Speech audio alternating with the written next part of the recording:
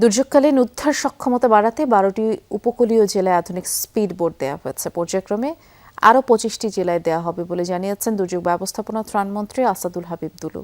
দুপুরে নারায়ণগঞ্জ বন্দরের speed boat বিতরণ অনুষ্ঠানে মন্ত্রী বলেছেন, স্পিড বোটগুলো ডাবল ইঞ্জিন বিশিষ্ট হওয়ায় বিপদ সংকেত চলাকালেও উদ্ধার অভিযান পরিচালনা করা সম্ভব হবে। এতে করে দ্রুত সময়ের মধ্যে দুর্গম এলাকার মানুষের কাছে পৌঁছানো যাবে।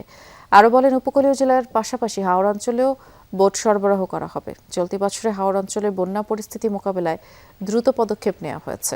মন্ত্রী জাপান সরকারের প্রশংসা করে বলেন, তাদের সহায়তা দেশের দুর্যোগ ব্যবস্থাপনায় নতুন মাত্রা যুক্ত হয়েছে। অনুষ্ঠানে নারায়ণগঞ্জ ৫ আসনের সংসদ সদস্য সহ বাংলাদেশে জাপান দূতাবাসের কর্মকর্তারাও উপস্থিত ছিলেন।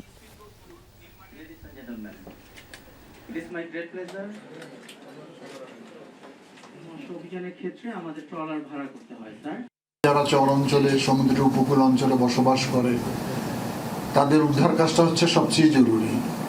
আমার মনে হয় যে আজকে সেই কাজটা কিছুটা হলো আমরা সক্ষমতা অর্জন করলাম।